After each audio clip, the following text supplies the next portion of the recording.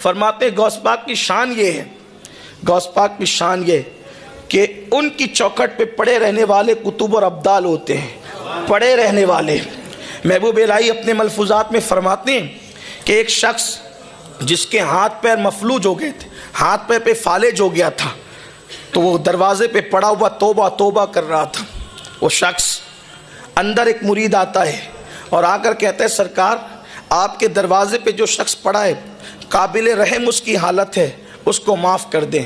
फरमाया कि जा, अभी उसकी माफ़ी नहीं होगी। उसने तकब्बुर किया, कहा सरकार आप उसकी सिफारिश करें, उससे तौबा की तौफीक मिले। गौस पाक ने अपने मुरीद से मैं पहचानता ये कौन है, ये जो दरवाजे में पड़ा तौबा तौबा कर रहा है, पहचानता है कौन है? कहा नहीं, कहा ये अपने वक्त का अब्दाल है, अब्दाल। और अब्दाल किसको कहते हैं? हमारे उलमा जानते हैं अब्दाल किसको कहते हैं।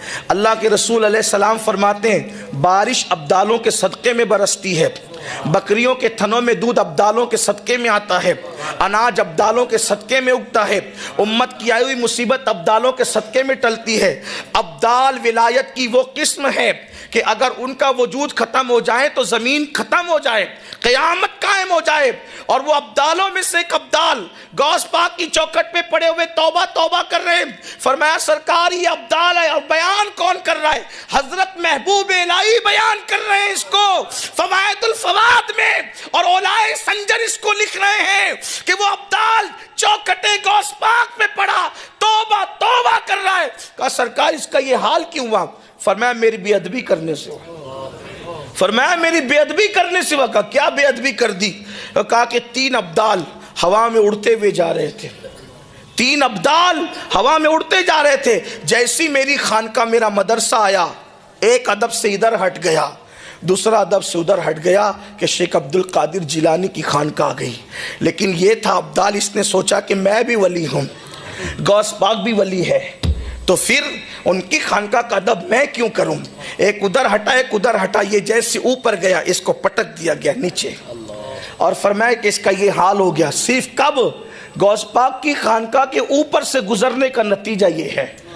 जबान से कोई तौहीन नहीं की, जबान से कोई बेअदबी नहीं की, जबान से कोई गुस्ताखी नहीं की, बस हम भी वली ये भी वली, हम इनकी खानका का एहतराम क्यों करें?